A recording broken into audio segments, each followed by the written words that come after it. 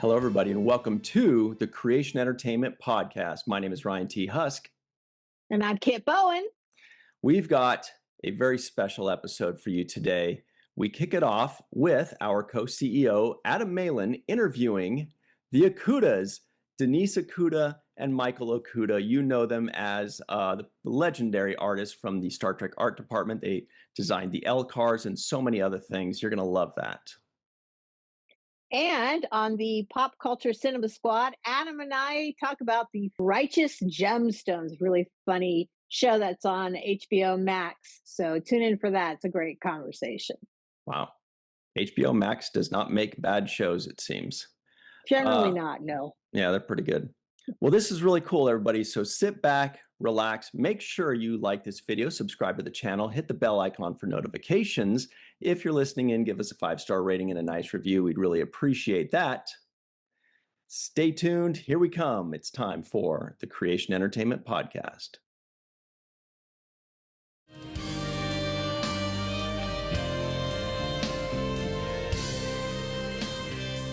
Hi, I'm Adam Malin, and I recently had the pleasure of sitting down with Denise and Mike Okuda to look back at their fascinating careers. Michael Okuda famously developed a graphic look for the many interfaces and control panels of Star Trek through several decades of iterations. He collaborated on graphic and art design for several Star Trek shows with notables like Rick Sternbach, Sid Dutton, Doug Drexler, Dan Curry, as well as with his wife Denise, who oversaw visual and graphic content for the many video screens and monitors seen on board the array of spacefaring vessels from the Star Trek pantheon. Denise also wrote the Star Trek Encyclopedia and the Star Trek Chronology with her husband. More recently, the Okudas worked on the remastered Star Trek project, as well as the historic restoration of NCC 1701, the 11-foot model of Starship Enterprise, now on display in the Smithsonian Air and Space Museum. They've collaborated with writer-producer Ronald D. Moore on all the seasons of his show For All Mankind, and were recently reunited with the Star Trek franchise via showrunner Terry Matalas on Star Trek Picard, working with production designer Dave Blass.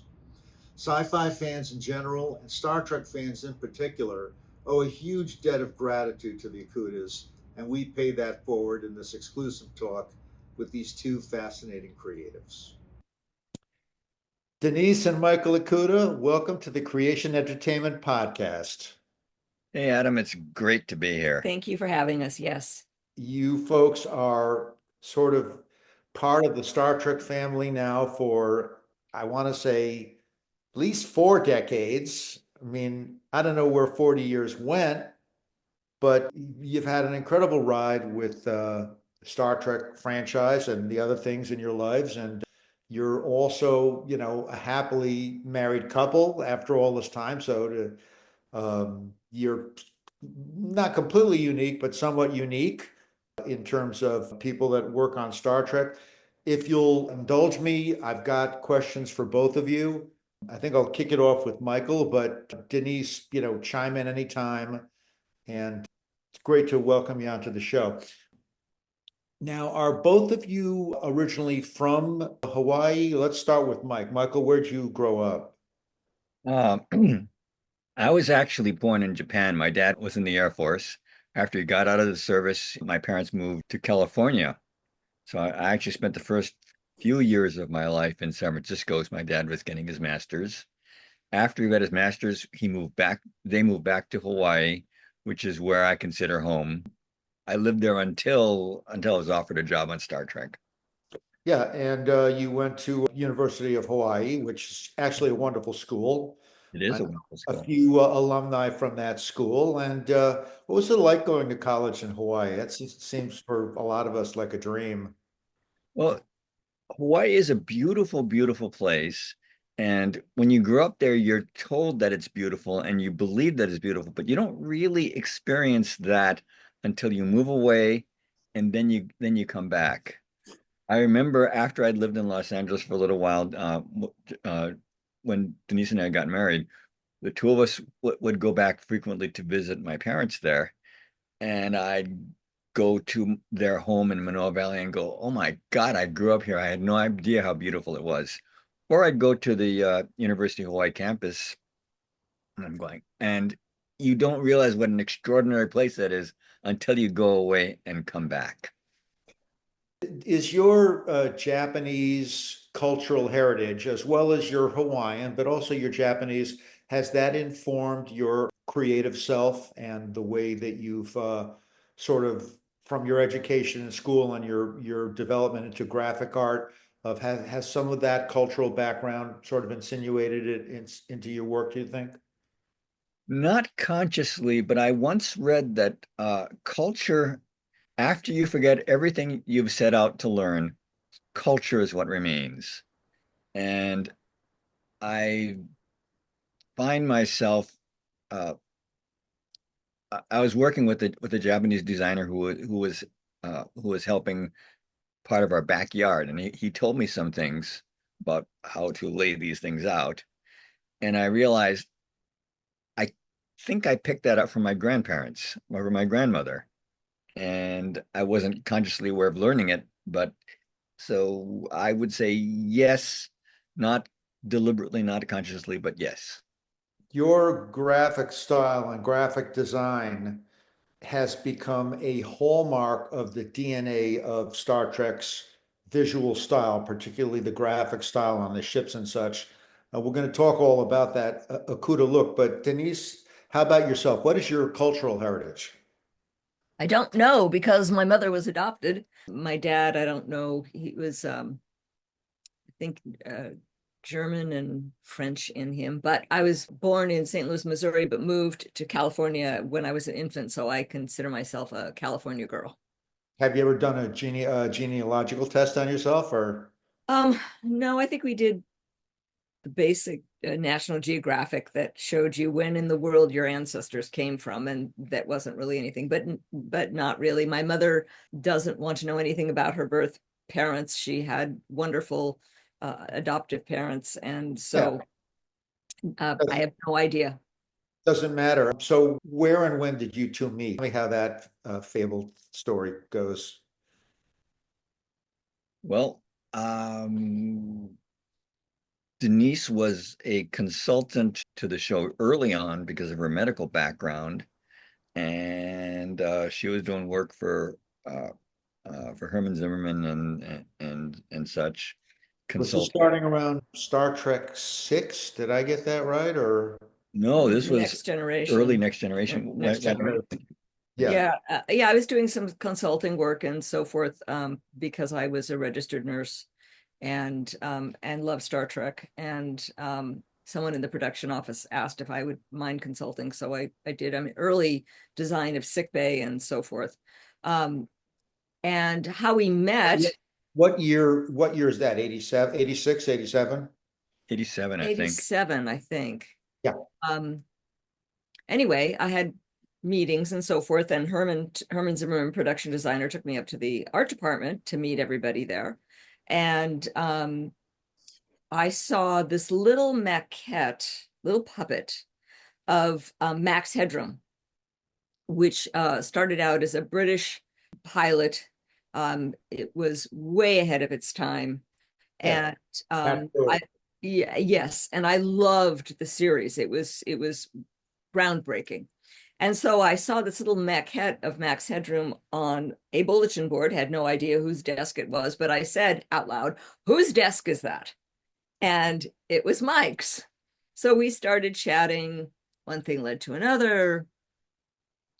6 months later, we were engaged, and here we are many years later. I mean, that Mike is a Casanova. We all know that he's a player. So, no, I mean, what an amazing place to meet. And by the way, this is as good a time as any to talk about your boss, Herman Zimmerman, one of the all-time great production designers, overseers, a seminal part of Star Trek for many years. Give us some reflections on Herman for the fans that are watching this that aren't too familiar with him, please. Herman Zimmerman was our production designer on Star Trek Next Generation, and then later on Deep Space Nine. and Enterprise. He also did Star Trek 5, 6, 7, 8, 9, and 10. Wow. And Wow. Herman is the best boss I've ever had. Herman trusts his people, and that makes him a joy to work for. He's one of those people who inspires his team so much that you want to work harder for the guy. You don't want to let him down. You understand that your job is to make him look brilliant for hiring you. And uh, when I started Next Generation, I had worked on Star Trek 4, but this was really my first television series. And Herman let me try stuff. I'd say, "Hey, why don't we do this?" And you can see he's going, "What is he nuts?" But he'd say, "Great, let's try it." And that's how. And as much as anything else, that's how I ended up being able to do the graphics on Next Generation. You two have been in the graphic design and production marketplace for so long. You've witnessed the incredible move from analog to digital design, filmmaking, the move from practical and in-camera effects to digital and CG effects. And your boss, Herman, evolved along with that incredible technological wave. Over the course of all that time, before we even reflect on your own careers, how did that affect Herman as the production designer of the show, moving from practical environments into digital environments and design? If you work in the film industry, you understand that the industry is always changing. Go back to Thomas Edison and George Méliès. You'll see that the industry always changes. It always adapts and incorporates technology as it grows. Color films, sound, large format, and more recently, computer generated effects. I recently worked on the last couple seasons of Picard, and even though I've been working on films and television since I left Paramount, this is the first time I've worked in Star Trek production since then, and so many things that were difficult for us are now so much more streamlined. The pipeline? The pipe when we used to use we were innovative back in the day that Paramount let us put video screens throughout Deep Space Nine and Voyager and Yeah. X-01, Yeah. which was innovative for the time. But in order to do that, for most of that, we would generate the animation, put it on a computer disk, have a driver drive it to a vendor who would standard convert it and record it onto 3/4-inch video cassettes, drive it back to the studio lot, and Denise would give it to our playback engineers. And it worked pretty well. But for example, if you wanted to change anything, lots of luck. Now on Picard, partly because of the pandemic, I worked right here. If there was a change, I would text our graphic designer who lived in Chicago. He'd make the animation. He'd transfer it back to Ben Betts and his playback team in Santa Clarita. Yeah, you just file sharing. Yeah, and that gave us an enormous capability that we didn't have back then. If the director said, I want to see this instead. Back in the day, it was sorry there, and now it's like, okay, how Give big us do you a want? few minutes. Yeah. Okay, so let me just stop you for a second. Imagine it's 1968 and you're Douglas Trumbull working for Stanley Kubrick, and you're doing 2001 and you've got a bunch of video screens. Mhm. Think, You think you had it so hard with video screens in the 80s. This poor schlub had to, come up with motion pictures to put onto those practical screens, Mhm. on board the Jupiter or whatever to show that kind of stuff. So the moral of the story is it has gotten progressively easier to Absolutely. accomplish a But lot of those kinds of things that are, science fiction visual vocabulary. Doug Trumbull's work on all the computer screens and the Discovery and all the other ships in 2001 absolutely inspired us. And in fact, during the first season of Star Trek: The Next Generation, when we didn't have computers for playback, I literally created this. We didn't do it very often, but I literally created animation uh, with with animation cells, and we had someone shoot it on 35 millimeter film, very much like what they had to do back in 2001. Old school, so you did it yourself. Well, I Denise took it to a place called Nick Vasu, and they shot it. But yes, Oh my God, we it, it's. I'm very fond of saying it's not it's not about the tool, it's about the hand driving the tool. It's about the vision behind that drives the hand. And whatever the best tool that's available at the time, that's what you use. and that's all very well and good, and I agree. And I do believe that technology democratizes. However, a perfect case study is our beloved buddy Doug Drexler, who came up in a completely practical, physical environment as an Academy Award winning prosthetics and makeups guy, and had to completely rebuild his career as a digital artist. So, assuming the new tools, it's great that there are the new tools. And as creatives, we have to rise to that, just like I moved from tape into, digital Pro Tools for my music. But, learning those tools it's not easy. It's not, but if you keep your eye on this is what I want to do, then it makes it worth it. Yeah. Doug was, as you pointed out, an Academy Award winning makeup artist, and yet he wanted to work in the art department. So when an opportunity came, I called him and said, Doug, would you like to come on board in the art department? And he said, yes. And I said, do you know how to use whatever programs we were using at the time, principally Adobe Illustrator? And he said, sure. He was lying through his teeth. We're going to start in a couple of weeks. That afternoon, he went out, he bought a computer, he bought a copy of the program, and he taught himself how to use it. And he worked magic for us for years and years. Oh yeah. But Then one day, a representative of the company New Tech gave us a couple of copies of a piece of software called Lightwave, and Doug said, I want a copy. He taught himself that, and he launched a third career as an Emmy Award winning visual effects animator and supervisor. And it's because he loves the stuff as much as you and I do.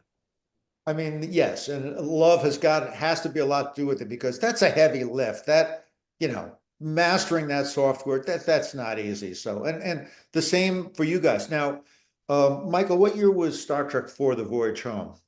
86. 86. Okay, so it was right around the time that Gene was developing Next Generation. So Yeah. some of both of you can answer this. Some of your memories of the early development days of Next Generation and working with the great Gene Roddenberry.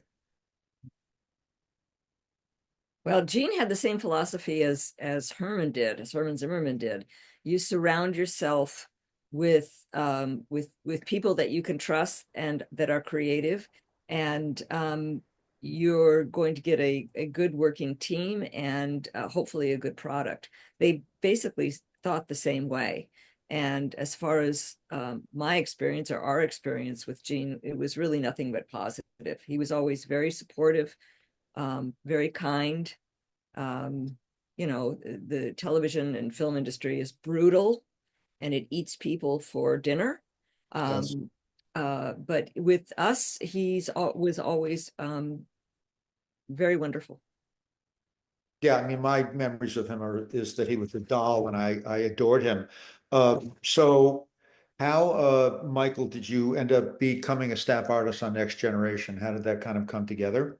I used to work, I used to do corporate graphics in Honolulu, and I had a side business with some friends doing ultra low budget mechanical special effects for television commercials. And for a while, I spent several weeks of lunch hours noticing that in the first three Star Trek movies, first two Star Trek movies, the computer screens on the bridge were round, but the images on them were rectangular. And I'm going, I like the round screens because they look very futuristic. But if it's round screen, obviously it's there for some good reason. Starfleet wouldn't just do it for because it looks cool.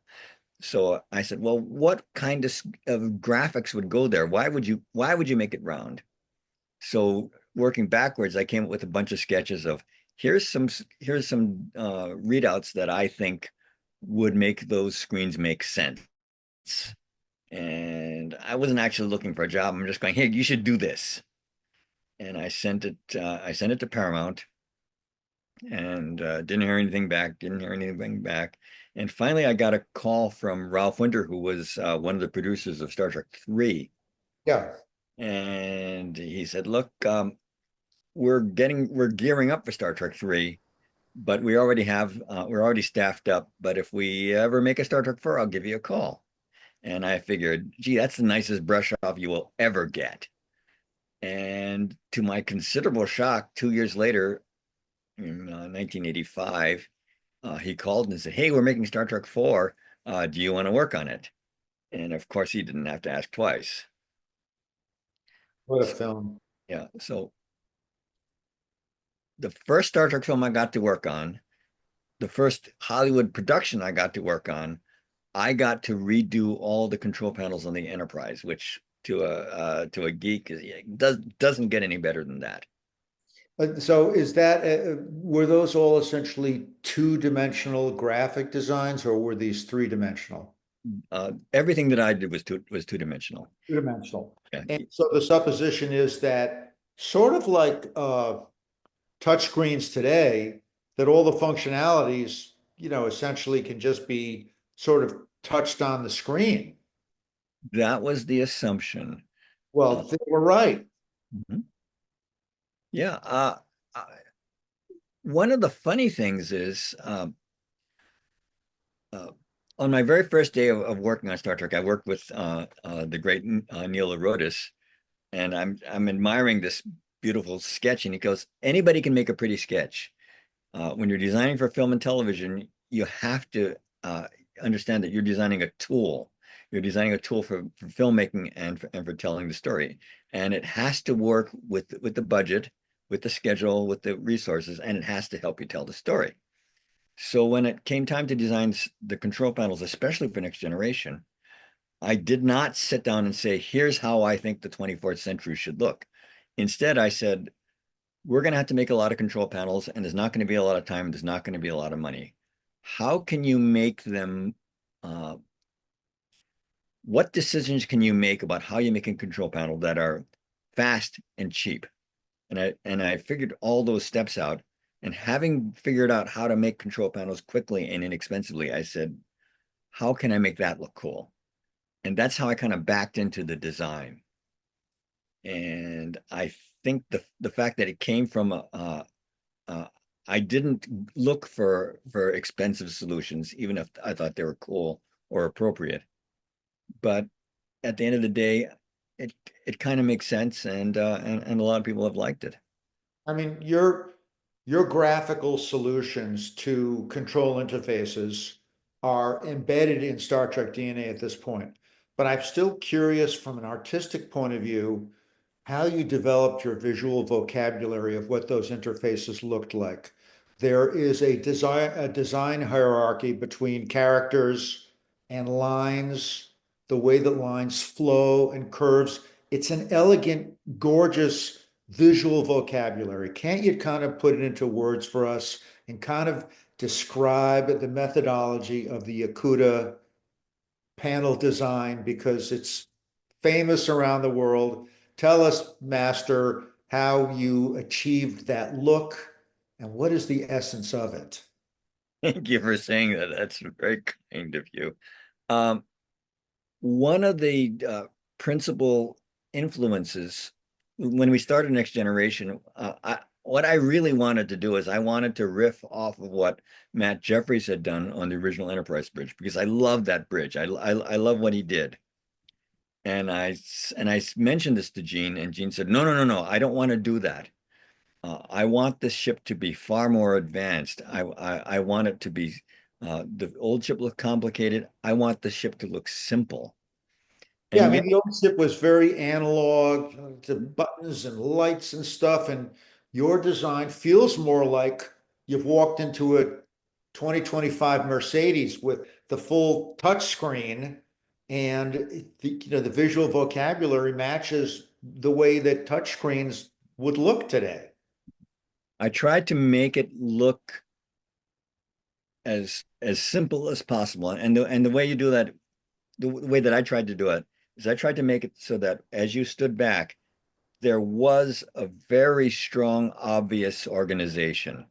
That's the sweeping lines and curves. And then as you got closer, you realized, oh, I can drill down deeper, and I can control all the subsystems of this thing. And but yet when I step back, the overall organization is becomes apparent. And I found that by doing that, it it looked interesting at this scale and at this scale. And then of course, being kind of a space geek, I love figuring out, well, maybe the engines need ignition lasers to do this, and you need a secondary power supply there, and these kinds of things. Would you layer in, which to me can be a burden, menus, graphic menus that you have to bore into to get to another menu level to get certain functionalities? Would you? Very rarely did we do that. Very rarely do we do that, partly because back in Next Generation days, it was difficult to do, and there really wasn't the time. Uh, Interestingly, we did do a little bit of that when we recreated the Enterprise D bridge for Star Trek Picard. Um, I work with an animator named Andrew Jarvis, and I said, Talk look, all about the Enterprise D for Picard. It was magnificent. We'll get there.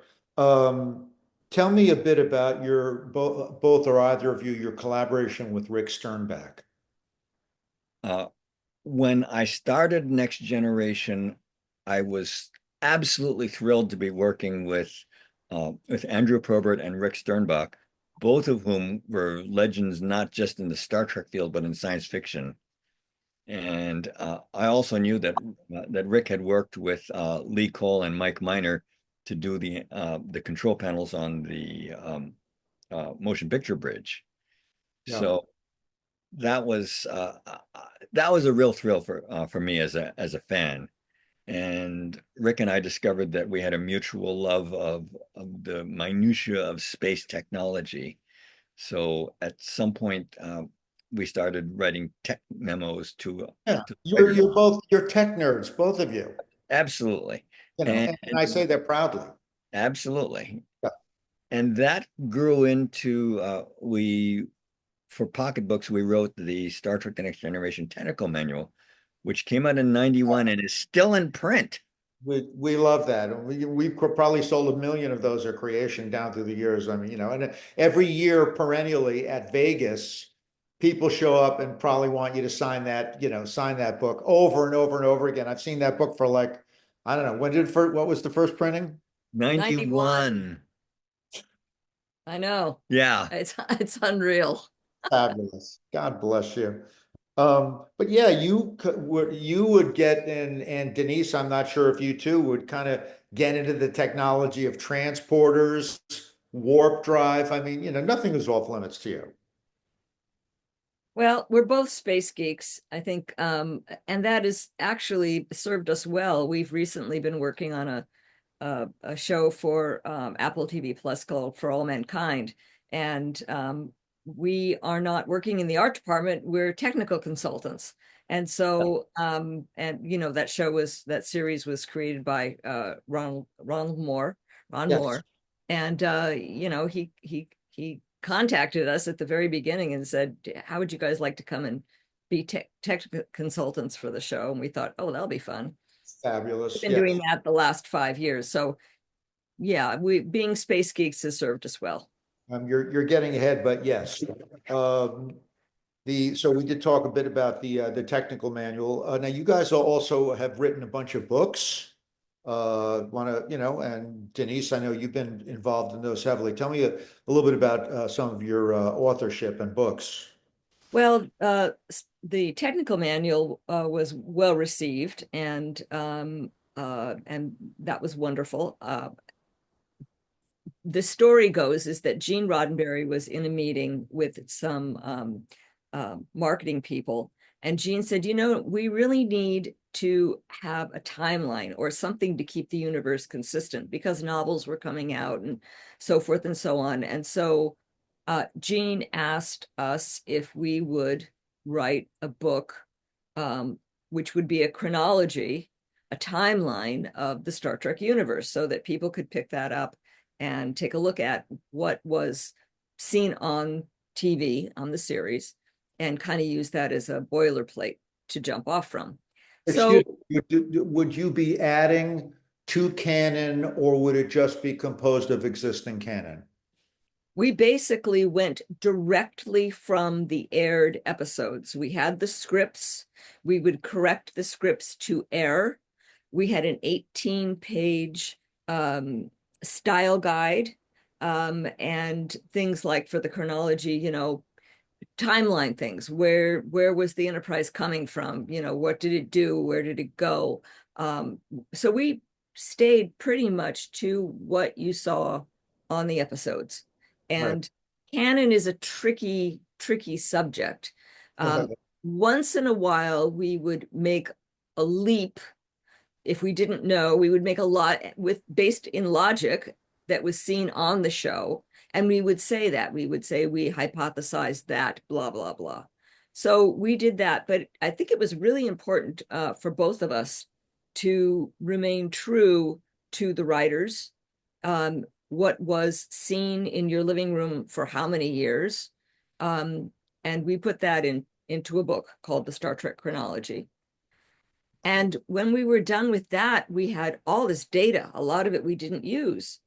And Pocketbooks, the publisher, said at the time, I think it was Kevin, was it Kevin? Kevin Ryan? I think it was Kevin. Yeah. Said, how would you guys like to do an encyclopedia? And we thought, we've got all this information. How hard could that be? And we found it to be a lot of work and very challenging, but we're very proud of.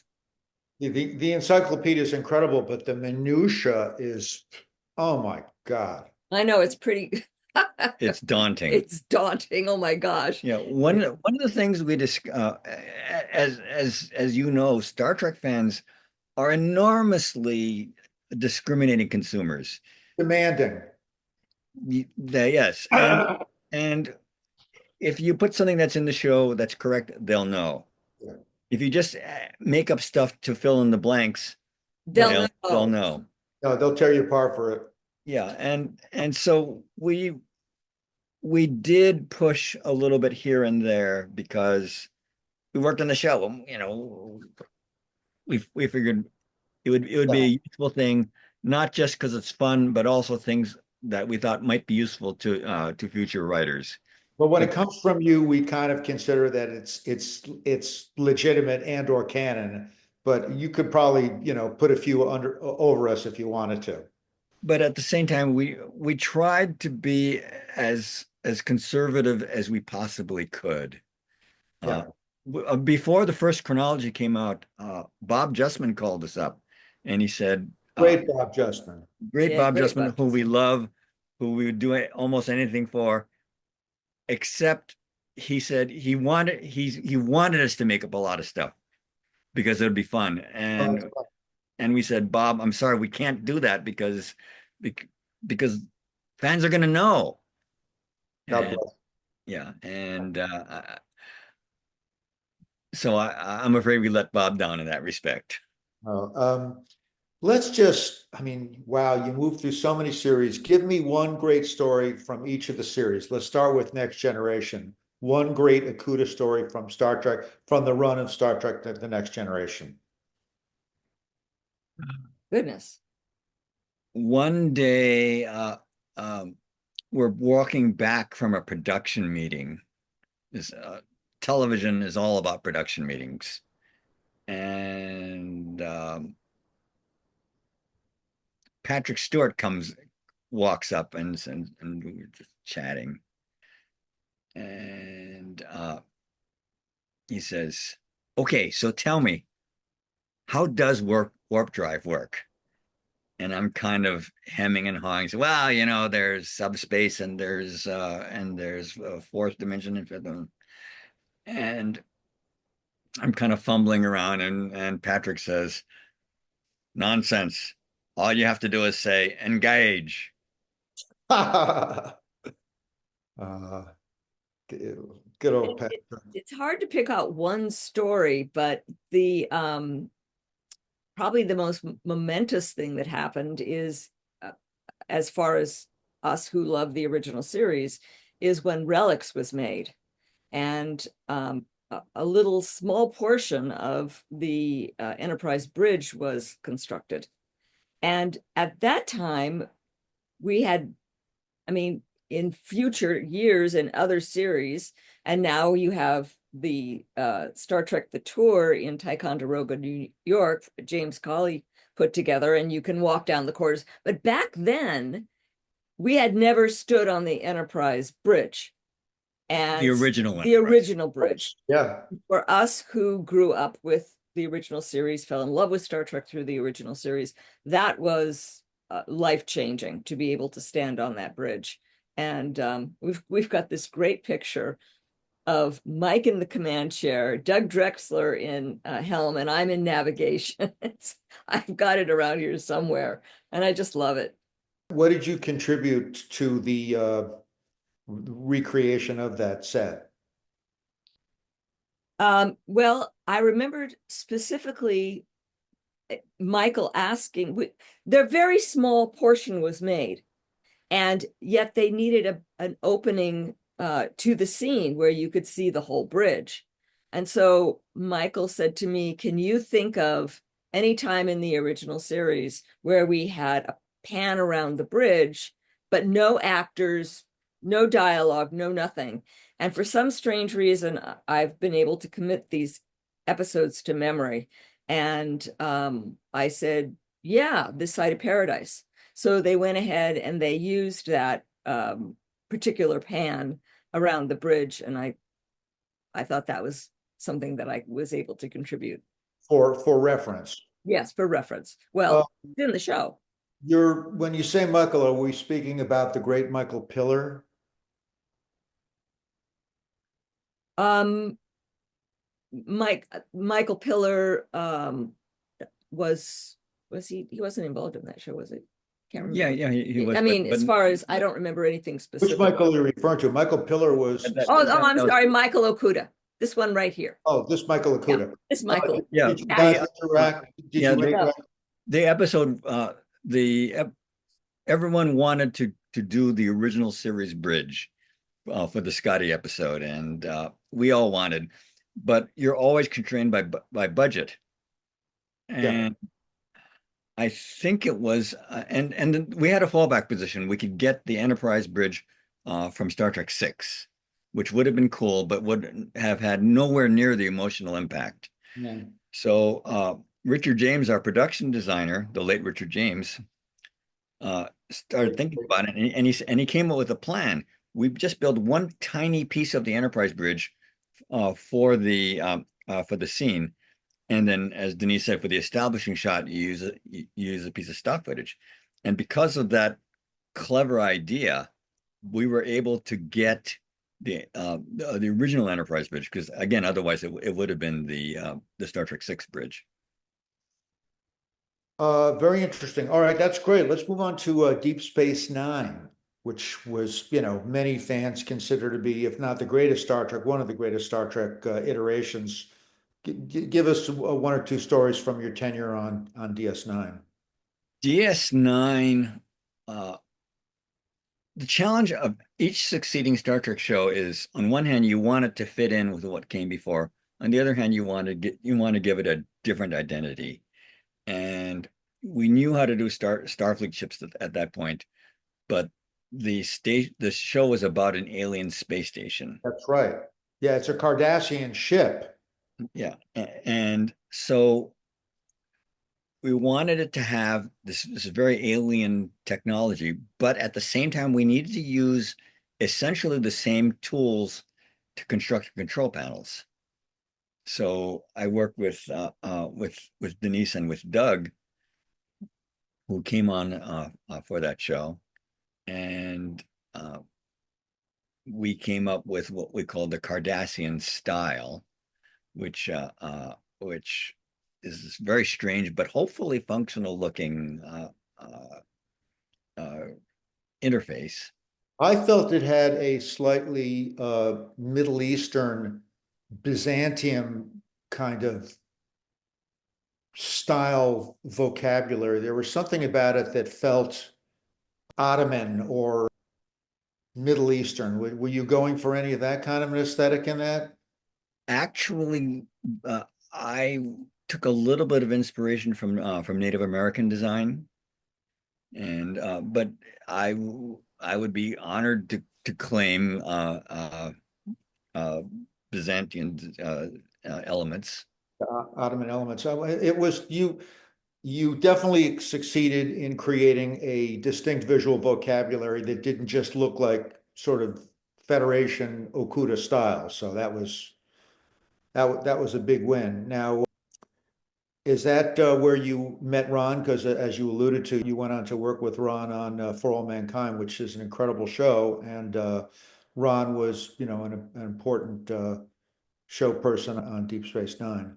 Well, actually, by some bizarre coincidence, when Ron Moore was first visiting the Paramount lot, trying to sell his first script, we happened to run into him on stage as someone was giving him a tour, and so we actually knew him from before. He was trying to sell, I think it was The bonding. The bonding. It was the bonding. Wow. We knew Ron back in the TNG days, but then of course Deep Space Nine is a staff writer, and I love Ron's storytelling. In fact, the writing staff on Deep Space Nine was just fantastic. I think that probably original series is my favorite, but Deep Space Nine is probably my second favorite. It was a really fun show to work on. It was very different than TNG. You still had the Federation and Starfleet and so forth, but you had all these other alien cultures. The sets were amazing. The promenade set on Stage 17 was huge. It was a fun show to work on. Ron had so much to do with the evolution of our understanding of the Klingon culture. Klingons are big favorites of all of ours. Did you guys have any kind of personal interaction on the sort of reimagining and look of the Klingons and their looks, their ships, their whole kind of cultural identification? Because that was certainly something that Ron really had a huge impact on in that series. We love that Ron brought this whole samurai ethic to the Klingons. Yeah, giving them that core of honor and duty and courage. But visually, Klingons were kind of interesting because they really, unlike most aliens, there really was a fair bit of visual vocabulary existing for the Klingons, because Matt Jeffries had designed the original Klingon symbol and 3 letters for the original battlecruiser. Then the artists at Apogee built on that to make those really cool tactical readouts in Star Trek: The Motion Picture. Right. So when it came time to the first Klingon that I had done was on Star Trek 4 for the Bird of Prey bridge, and I tried very hard to riff off of what Matt had done and what Apogee had done. You, I didn't want people to say, "Gee, Mike did a great job here." I wanted people to say, "That's authentically Klingon," and you and Star Trek fans had seen a fair bit of Klingon by that time. So that visual vocabulary you already was established pretty well much. It was established. I certainly tried to expand it, but I tried to be faithful to that very hot, very vivid, very angular, very pointy, sharp style. Now, Denise, weren't you a graphic artist on DS9? I was, but in addition to that, I was a video supervisor. Deep Space Nine was the first time we had monitors on and animation on consistently, a little bit on TNG toward the end. And so Michael asked if I would be video supervisor, and that basically meant that I would organize, I would read the script, I would see what was needed in scene specific and story specific, and then the folks, Jim Vanover and Mike and others in the art department would create the animation. It would be transferred to 24-frame videotape back at the beginning, and then it would be played back on stage. So it was an organizational job that really I had to be on stage a lot. So I was doing kind of double duty, which was difficult but exciting at the same time.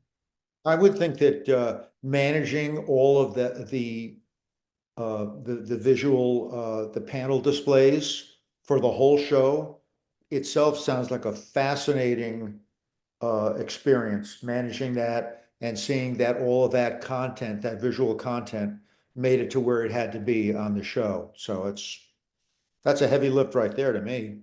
It was challenging, but it was also fun. And I had diagrams for all the sets, and I would organize what images went on what screen, and that was documented, and I would give that to the video engineer and he would follow that.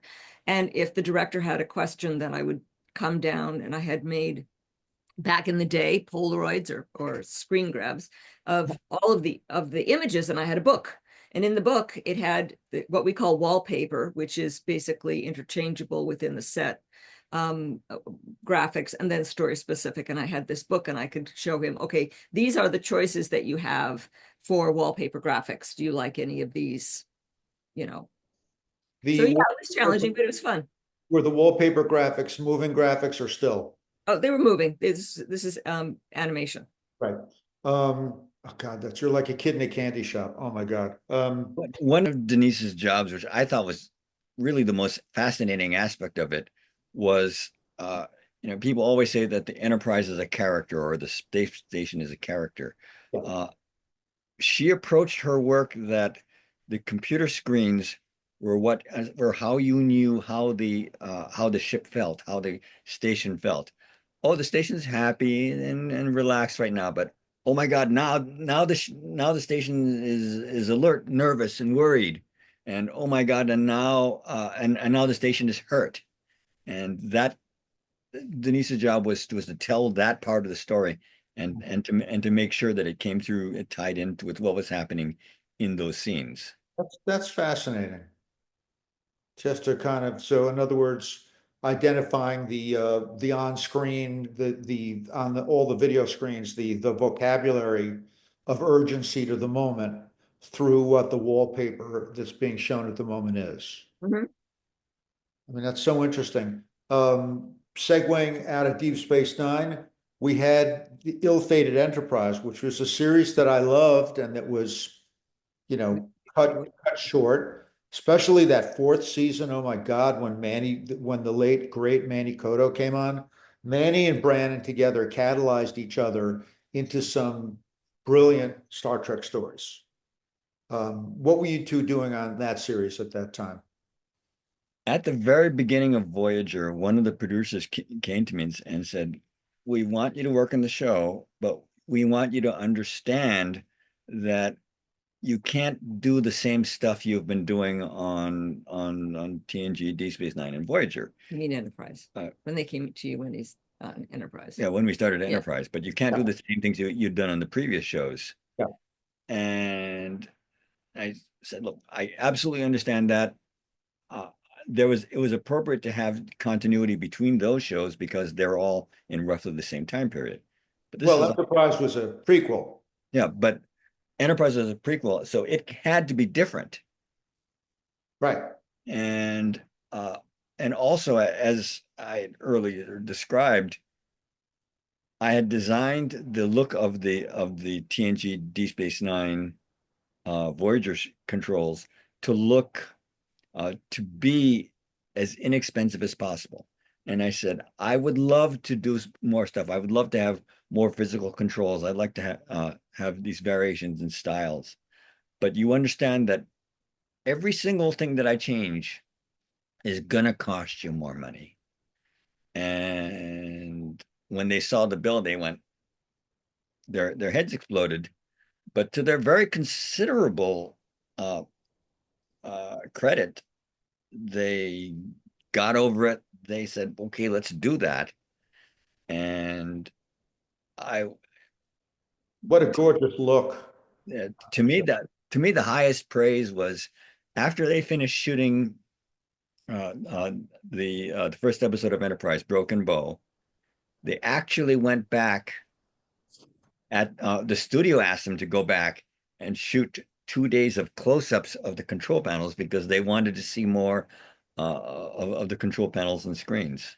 I honestly think that the look of the bridge and the control panels in Enterprise might be even better than some of the more classic looks from the previous shows. That is a luminous, living looking set that is just so gorgeous, you know. When we were starting that show, we were in a meeting with Herman Zimmerman, who also understood that we needed to make it consistent with it needed to feel Star Trek, but it also needed to be different. And one day he just kind of threw up his hands and said, "This is so difficult because Matt Jeffries did such a great job." Yeah.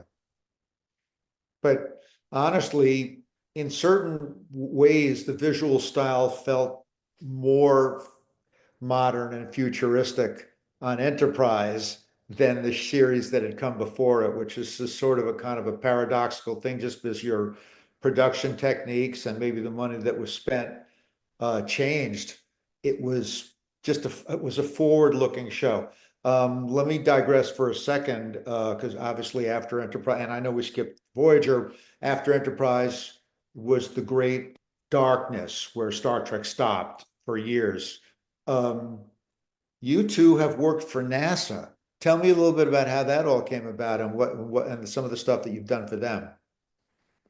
Both of us grew up as space geeks. We in the different parts of the country that we grew up, we both sat in our parents' living room and we watched Neil Armstrong and Buzz Aldrin walk on the moon. And so we grew up with that sense of wonder. And I always wanted to do something for NASA, but of course, working in Los Angeles here, kind of constrained.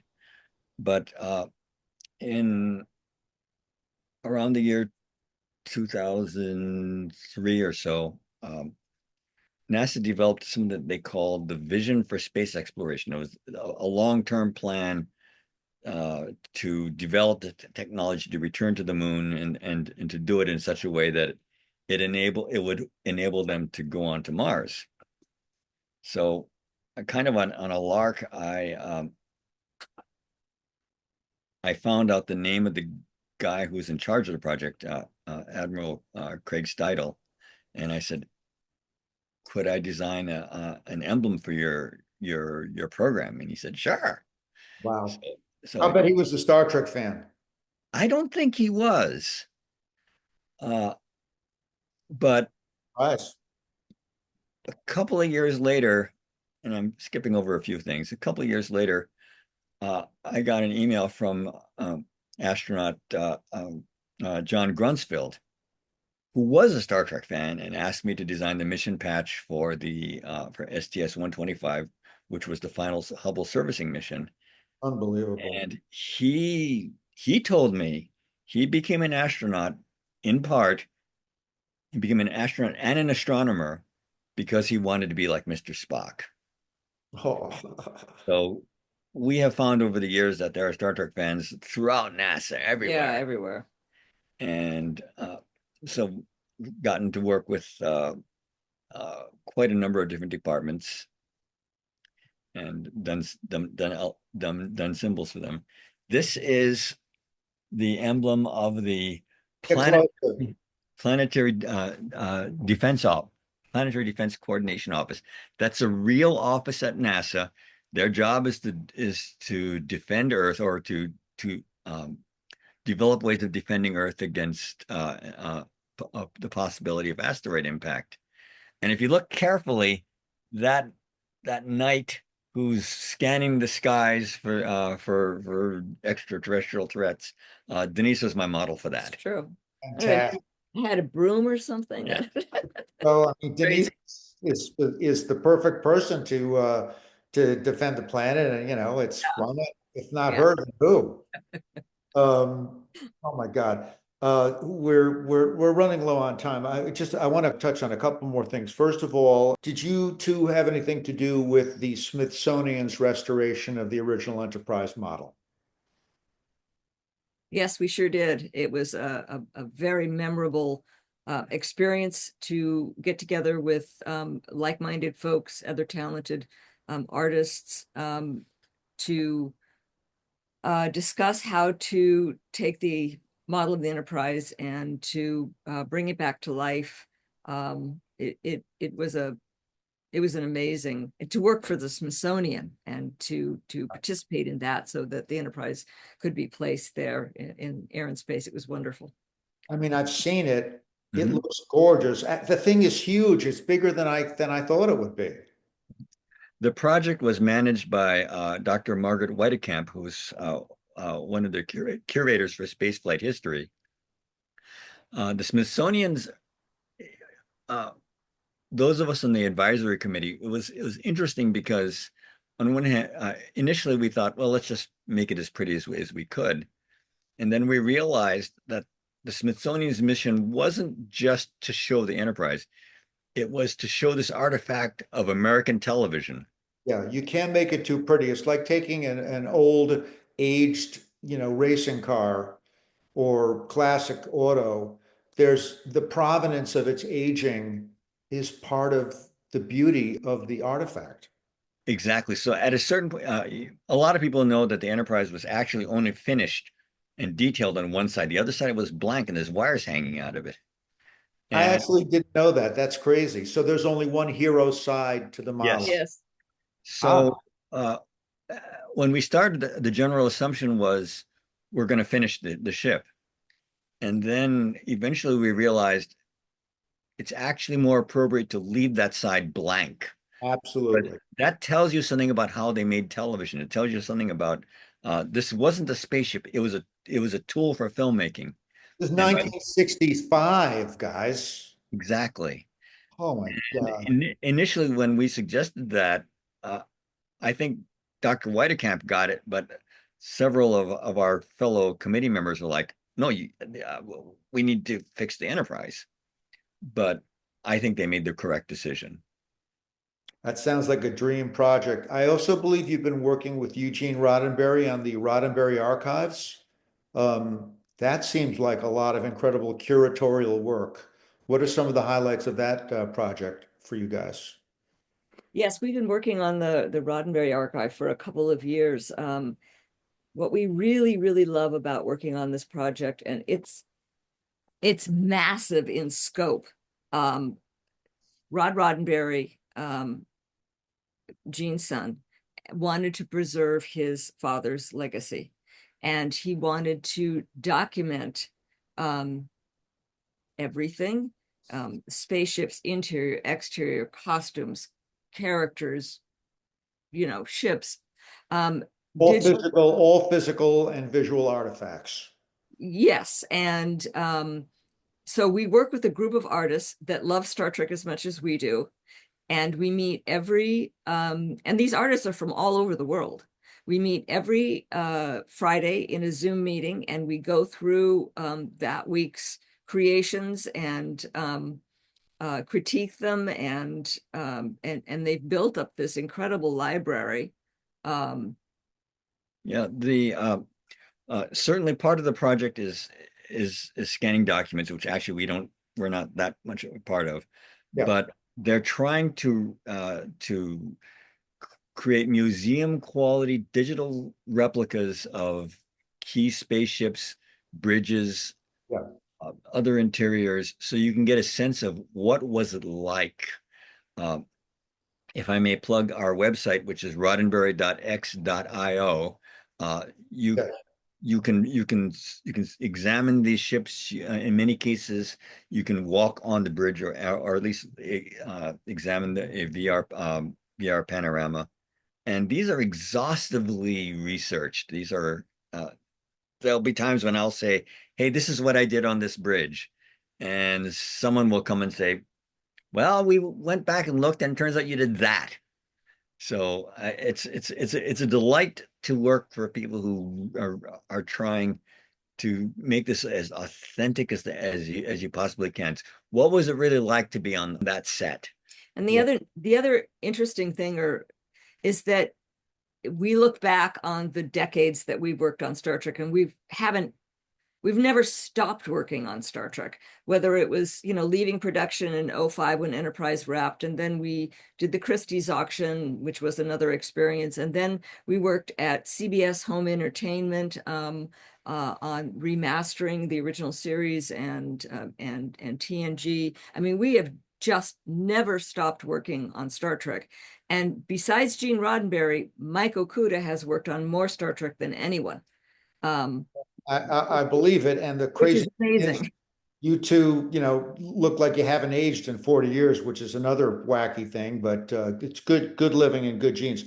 We're almost out of time. I've still got 2 or 3 things I want to touch upon. First of all, for those of us in the know, we know that the Art Directors Guild is a very prestigious organization of incredible craftspeople, amazing craftspeople. And I think it's a huge honor that you both received Lifetime Achievement Awards from the Art Directors Guild. So congratulations for that. Thank you. Thank you. That was an amazing and honestly a deeply humbling thing to be on stage in front of all of these people who are legends and to be honored. I mean, I think it's fantastic. I want to talk about the Picard project because it was so amazing as our last thing. But before that, just a little bit about working with Ronald Moore, who we think is such a brilliant showrunner on For All Mankind, which is such an incredible show. How did that all ramp up and run, and what exactly are your duties on the show? Well, as I said previously, Ron called us and asked if we would be tech consultants. And basically what we do is we read through the scripts, we comment on them, and then we're on stage when we're on tech things like mission control or spaceships or so forth. And we sit with the director and the script supervisor, and we have access to and we're on stage during rehearsal, so we would, especially toward the early years when it was real space history, we're in mission control in the 1960s and so forth, telling the actors what things meant, what buttons to push in mission control, talking to the extras on what they would be doing, and the show jumps forward a decade every season, and we just we wrapped season 5. It hasn't aired yet, but so it's been very different and very fun, and we're very proud to have worked on it. It's really, For All Mankind is really the most fun we've had on a series since we've left Paramount. It's as kids who grew up with the astronauts were our heroes, to be able to we will we're not astronauts, we're not engineers, but yet we have so before each scene, before each day of shooting that we're there, we'll literally take out the manuals for the Apollo capsule or whatever, and we'll say, okay, in scene 27, that these are the buttons you're pushing. Wow. And the it it gives the actors and the director a sense of confidence. Yep, that's what I should be doing. And we think it really tells it really helps in on Star Trek. My I frequently would instruct the Star Trek cast, here's how you fly the Enterprise. But what I really usually tell them is, look, the controls are software defined. You have years of experience. As long as you push those buttons with confidence, you're okay.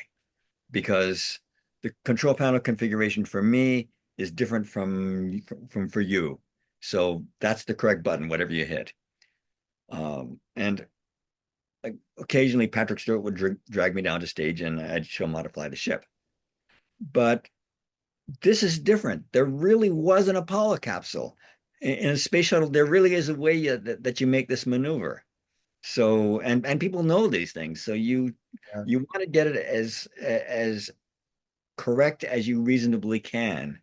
And that's a challenge, and that's a huge amount of fun. And it's all pretty well much analog, feels analog. So there's that whole tactile quality of that. Well, that kind of, as Denise said, the show jumps ahead a Yeah. decade every season. Yeah. And also in the For All Mankind universe, technology is advancing much faster than in the real world. Right. So, I mean, in the earlier stuff, when you're doing like the equivalent of the Apollo missions, yes. But as you're moving forward in time, it's starting to become more of the digital age. Very much so. Yeah. Uh, just on an ending note, I want to just talk a little bit about the great Terry Matalas, showrunner of Star Trek Picard season three. He came on board season two and then took over as showrunner on season three. I really thought that season three of Picard was an incredible love letter to Star Trek fans, those of us that grew up and loved the Next Generation. And I know Terry brought you guys in for that project. What was the scope of your work on Picard?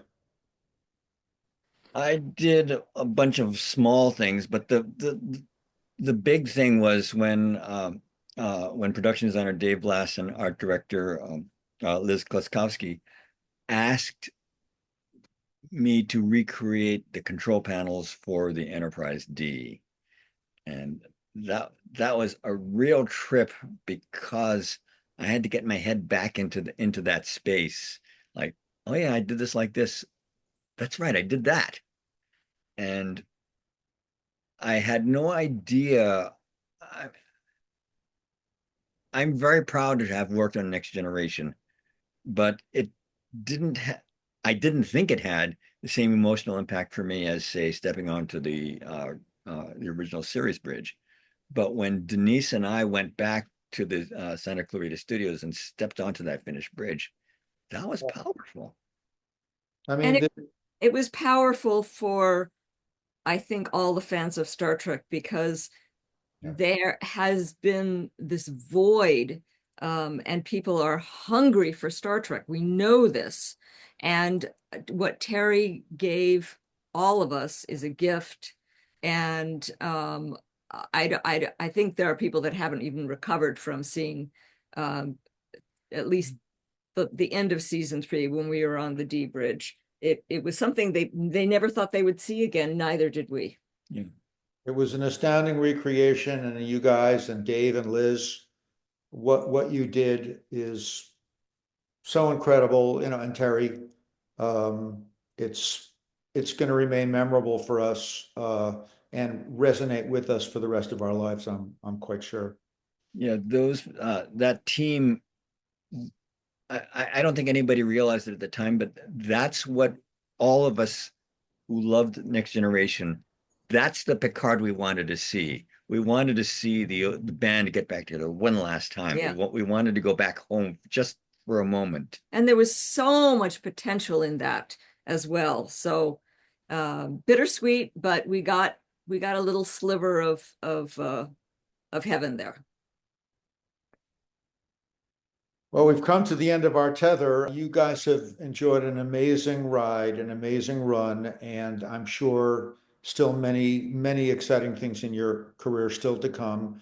I'm hoping we're going to see you this year in Vegas. I'm not sure if the official invitation has hit you yet, but you've been perennial guests at our show in Vegas, and so grateful for you coming and visiting us and helping us to look back at all the incredible craft and lore of Star Trek down through all these many years. So we're very grateful to that. And I'm, personally grateful for my friendship with you guys. And we've had a lot of great times together. And God be willing, there'll be many more. Thank you very much. And may we say thank you to you and to Creation for being a really important part of Star Trek and Star Trek fandom. You have made you have been an important part of fandom of making the show real to so many of us. And it's really, really lovely and important for we in the Star Trek family to gather together and be together and celebrate Star Trek. And that really goes to you and your fellow co-workers at Creation to make that possible. It's really special. It's an honor and a privilege and a duty. So we're grateful to embrace it. Anyway, thank you so much again, Michael and Denise Okuda, for joining us on the Creation Entertainment Podcast. Thank you. Adam. Live long and prosper, you guys. There you go.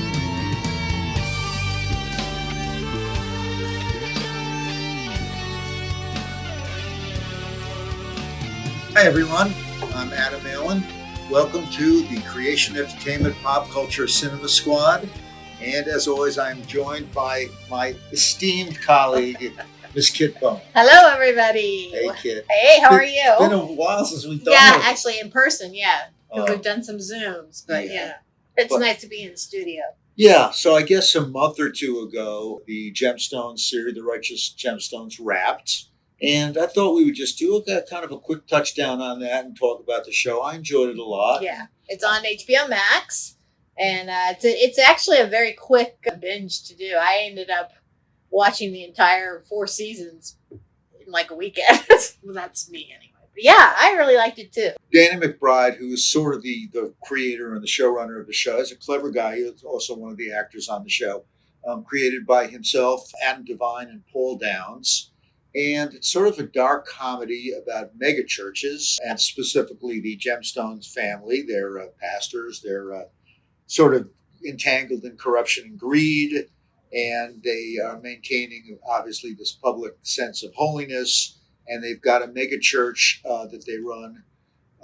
Mega church ministries has sort of explored themes of fundraising, fame, money, and sort of the blurred lines that we've seen in real life between faith and exploitation.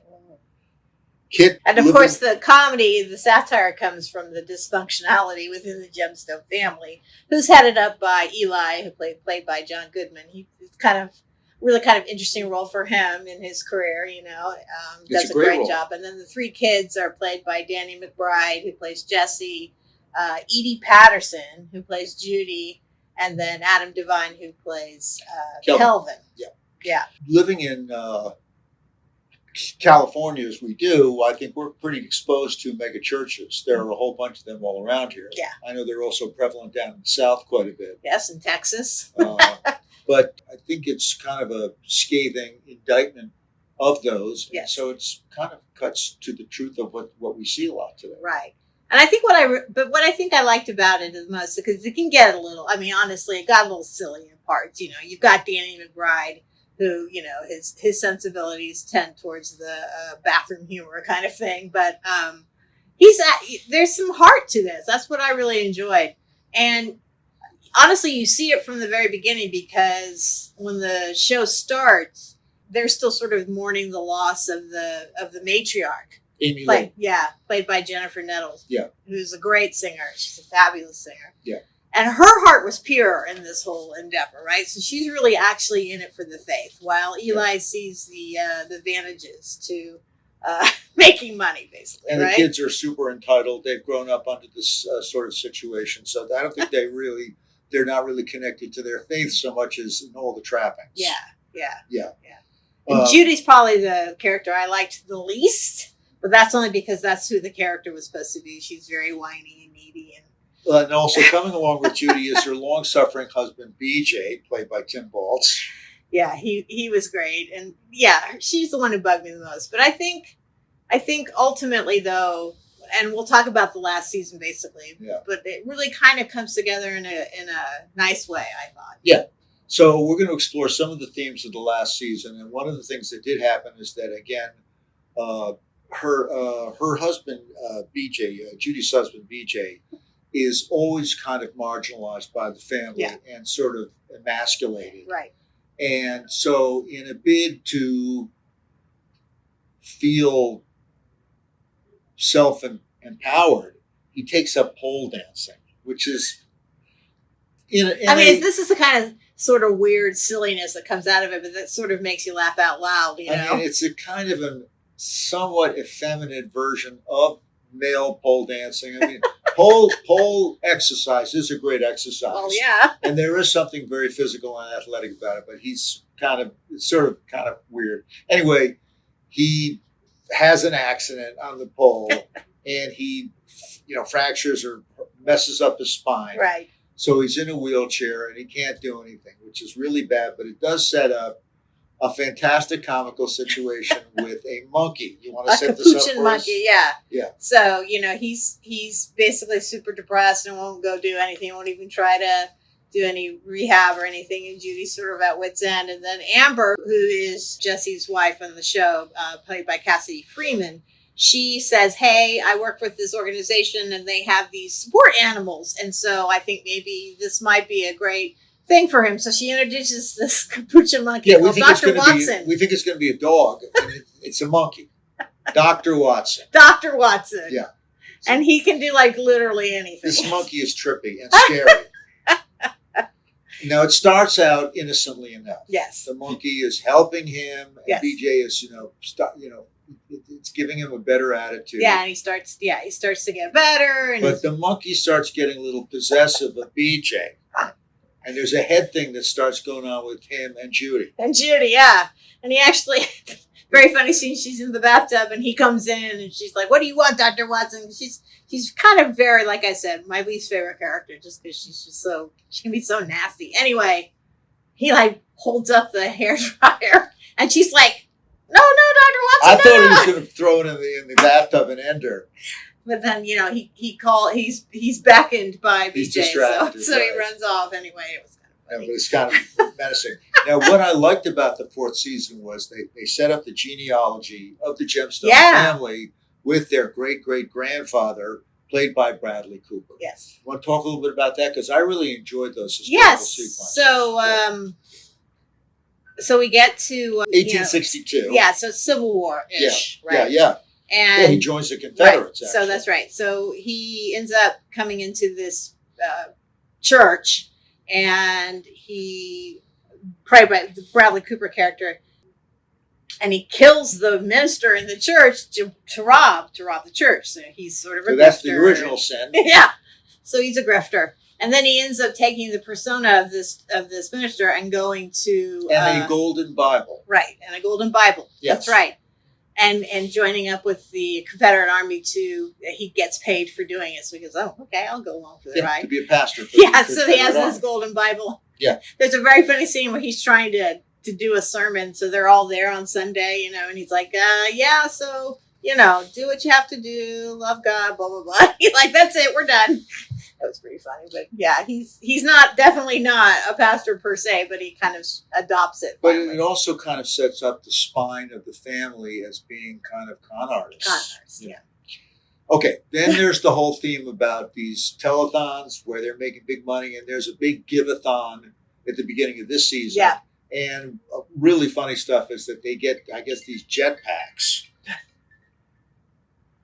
was that in this season or was that? It's at the beginning of this season. They get these jetpacks, and actually he uses a jetpack to do a rescue later on in the season from the treehouse, the stupid treehouse. But that was very funny. Them trying to maneuver these jetpack things, and Jesse just like it just never works right. He's going up, and then he comes down. It's very funny. I mean, I thought they were going to get physical killed. Comedy. Yeah. I do think the whole send up of telethons is a funny thing. Yeah. And it's kind of an enduring riff on the show. Yeah.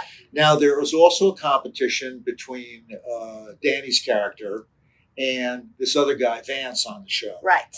Who are competing for sort of mega church dominance. Yeah. Because they are also a family, Stephen Dorff and his family. And they're orphans, so their whole gimmick is that their parents died in a horrible car crash. Yeah, so Jesse and Vance have got... Oh, by the way, Jesse and Vance are members of the stupid organization where they all wear capes and they do duels and... It's one of those weird male clubs. Yeah, completely patriarchal, misogynistic thing. But Vance sets up a strip mall church, like right across the street from Jesse's strip mall church. Yeah. And that's like thrown down the gauntlet. Yeah. So Jesse seems to think he's taking the higher road, but his guys, his thugs, they firebomb. Yeah, they firebomb it. Vance's so church. basically, Vance is set up sort of as a nemesis to the Gemstones, because then he later becomes a nemesis against Kelvin, who they are both up for this, yearly award, I guess, or something. The most Christian male or something. I don't even remember what it was called, but some really long title. Yeah. And they're both vying. They were both nominated, and they're both vying for the.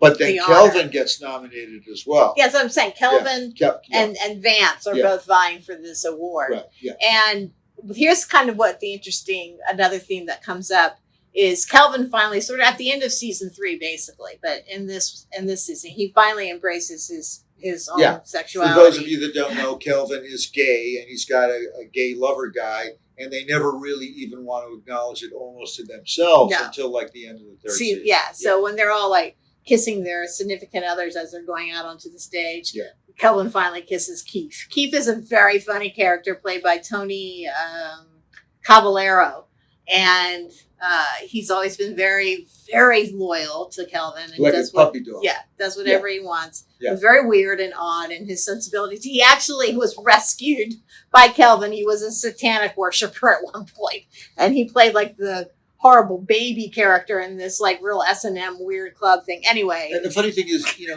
gay relationships are normal. Yeah, they're normal relationships, but something about Kelvin and his boyfriend's relationship is not really quite normal. Yeah, it's not quite normal because they're both not quite normal. Yeah, they're not quite normal. The whole thing is Vance, played by Stephen Dorff, by the way. Yeah. He sort of brings up the idea that he's gay, and Kelvin has sort of accepted has embraced it, but he makes it seem like it's a detriment. Obviously, in the Christian faith, sometimes that's what happens. But this is also kind of a challenge about the fact that Christianity is homophobic. That's what I'm saying. Or organized Christian religion is is homophobic. Yes. And so that's kind of an interesting social commentary that Vance uses this as a ploy to topple Kelvin. Yes. The fact that he's gay. Right. And that, I think, is a kind of a cutting social Absolutely. Critique. And what ends up happening is Kelvin almost gives up because he feels humiliated by Vance on live television. But he comes back, and they all have to give sort of a little last ditch speech to get it to for this award to be to get the award. And he gives this very poignant and great speech about he is who he is, and he's just gonna he's not gonna ever embraces it, and he actually wins, and then because he wins. Of that. Yeah. Which is great. Now, with Amy Lee having passed away, it gives the opportunity for one of her longtime friends, Lori. Yes. Played by the wonderful Megan Mullally. Yes. Great Megan Mullally. Also has a great voice. Yeah. Comes in, and now the chemistry between Megan and John Goodman is sensational. Yeah. So they actually start up. They get together and have a romance. And one of the themes of this season is that, of course, the kids can't stand it. No. Because Amy Lee was like a patron saint and they can't stand the idea that their dad would actually have a physical, loving relationship with another woman than their mother. Right. So they're opposed to it. And then Megan Mullally also has a son, played by Sean William Scott. And we'll get to him, but before we get to that, the family has an interlude at their lake home, Yes. Galilee Gulch. And the kids do everything they can to pull that couple apart. Yes, they do. And they're just, like I said, when we get to the end of this conversation, I'm just going to say that the characters are semi-unredeemable up to a certain point. Yeah. But then they all actually end up having what I thought was a fairly realistic and arc in becoming better human beings, basically. All right, now let's bring in Laurie's son. Yeah. Sean William Scott. Yep. Who seems Who very... we love, by the way. Yeah. From the... I couldn't believe it was him. It's like, this is so unlike him. From the American Pie films. Yeah. He's so great in those. Also Dumb and Dumber. Yeah, he's not Dumb and Dumber. What's the one with Ashton Kutcher? They play dumb guys on that one, too. Dude, I lost my car. Yeah, dude, I lost my car. But he really is a great actor. He is. He really is. Yeah, he's very funny. Very funny. And here he plays it straight, totally straight, which was different for him. Okay. But we have to talk about Laura's ex, yes, the great Michael Rooker, yeah, who was a terrifying character. Yes. And he apparently has never gotten over their breakup, their marriage falling apart. And so then the kids find out that all of her either paramours or someone that was interested in her somehow either disappear or die or whatever the case. And they're like, oh my gosh, she's a widow. She's a widowmaker, basically. Oh, and by the way, he owns a gator Black park. widow, Okay, I should say. the dude owns a gator park. Yeah. And God knows what he's feeding those gators. So anyway, he of course then it becomes John Goodman's turn to get harassed, and we come to find out that it's Michael Rooker who's doing all of the harassment, and she says, we have to talk about my ex, and she tries to tell him about it. And at first, Eli's not all that concerned, but then it gets pretty dire there towards the end. And by the way, some of you fans know Michael Rooker's career. This is the dude that was in Henry, the Portrait of a Serial Killer. He can be really scary when he wants to be. Also The Walking Dead. Yeah, But I think my favorite is, you don't like the movie so much, but Guardians of the Galaxy actually sort of gave him another he's really good. He is good at credit in the world, They're like, oh yeah, we remember that guy. I want to have that thing that he just whistles and it goes around and he can just kill anybody. Yeah, right. He's very good in that. Anyway, so there is a showdown. There's a kidnapping. There's a kidnapping. Yeah. And we haven't talked about Walton Goggins yet. We're going to talk Baby Billy. We're going to talk about him. But there is a kidnapping, and who gets kidnapped? It's Eli and Baby Billy. Eli and Baby Billy. Right. Okay, let's talk about Baby Billy. The great Walton Goggins, whom we love, just had an incredible turn in White Lotus. He's having quite the year. Fallout. Yeah, I mean, and then before that, Justified. I think that's where Justified. He really made a mark. Yeah. But yeah, he's having quite the time. He's Amy Lee's brother, yes, and he has got one scheme after another. He had this show called Bible Bonkers that he was trying to get going, and then he's got this movie where he decides he's going to be Jesus Christ. It's called Teen Jesus, Teen Jess, or something like that. Teen Jess. Teen Jess. Yeah. And it's ridiculous, and he's always been ridiculous, and then borderline abusive to his wife as well. Yeah, doesn't care about his kids. Yeah. He's just a schemer from the highest one. He and Amy Lee had, when they were children, they were a famous sort of gospel duo, and they used to sing all these songs together. So he's always sort of chasing that dream. Well, so the rescue at the crocodile park. Yes.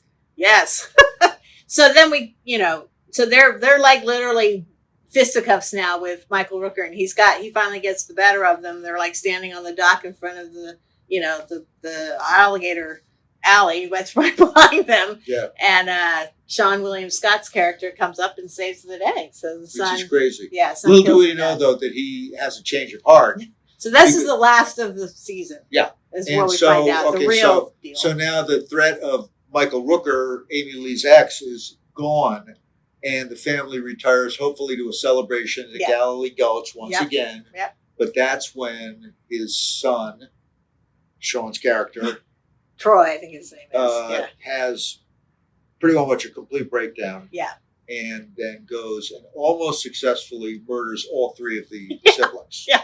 Yeah. So it turns out that he actually ended up helping his dad all along the way with trying to get rid of the mother's boyfriends and whatnot. And he was just sort of brainwashed by the dad. I mean, the dad was the real villain, but Brutalized. yeah. So it's a little sad. But anyway, there's a very funny and, you know, whatever. They all get shot, but they're all not dead, and they're all crawling around on the ground in this house, blood trails and everything. And then they finally get Sean William Scott, and they shoot him in the head. Jesse finally manages to get a beat on him, and he shoots him, and he does kill him. Yeah, because you think I'm going to live, and there's like blood spraying out of his head. It's He goes, kind of gross, I don't think so. It's kind of funny too. Yeah.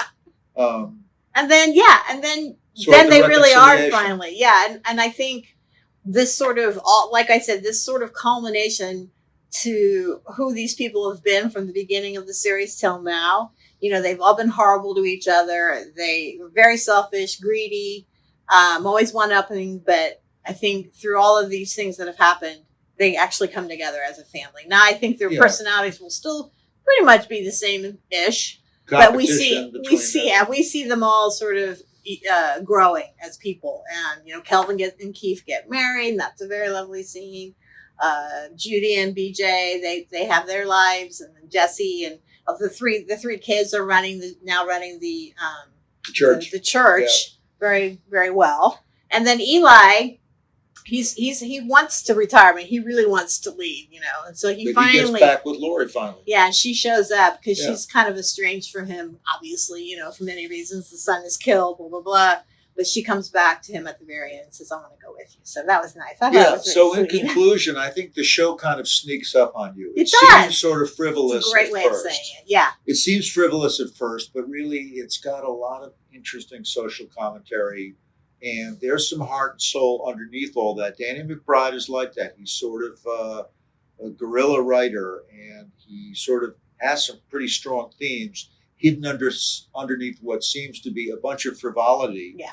But I think that it's a pretty good send-up of modern mass, megachurch religion. Yeah. But with the kind of a humanistic story underneath Yeah. it, and it's kind of a story of redemption at the end. Absolutely, absolutely. Did you ever see Vice Principals, which was actually Danny McBride and Walton Goggins? They did that at one previous, about 10 years ago, I think. Yeah. Yeah, so that's another show on Max, too. So Danny McBride has a deal with them. So well, I think Danny is an incredible talent, and I'm glad we had a chance to at least do a minor deconstruction of the show, because I really did enjoy it, and now the show has been retired. So it'll be interesting. And like I said, it's an easy binge, so if you want to check it out, and it will make you laugh out loud, for sure.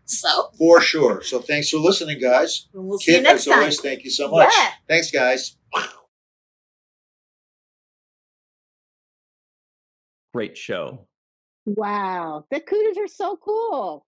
I've never had a chance to watch any of their panels, but what a wealth of information and stories. Wow. Well, you know, they're going to be in about 4 panels at Trek to Vegas this year, August 6th through 10th in Las Vegas. So check them out there for sure. 4 panels on Friday and Saturday, I believe. But what's happening this weekend, Kit? Well, this weekend we've got a great supernatural convention in Novi, Michigan, just outside of Detroit, July 11th through 13th. Jensen Ackles and Misha Collins will be there. Plus, Misha's also doing his one-man show. It seems like a good idea at the time.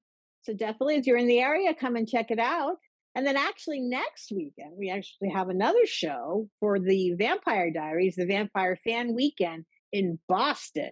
July 19th through the 20th. Ian Somerhalder and Paul Wesley will be there. So if you're in the Boston area and you're a Vampire Diaries fan, you gotta come. All right. One final note. Speaking of STLV, Trek to Vegas, we've made a huge announcement with regards to that. If you love Resident Alien, great show, then that means you've got great taste, by the way. But we've got a Resident Alien pop-up happening on the same weekend as their finale. This is at STLV Trek to Vegas this year. That's next month, August 6th through 10th. It is the 59-year mission. It's the 59th year of Star Trek, and we are celebrating it and Resident Alien. So check that out. Go to creationent.com. That's creationent.com. And that's it for us, right, Kit? Yeah, that's it. So join us next time for another great podcast. Can't wait to talk to more great people out there. Oh, yeah. See you soon.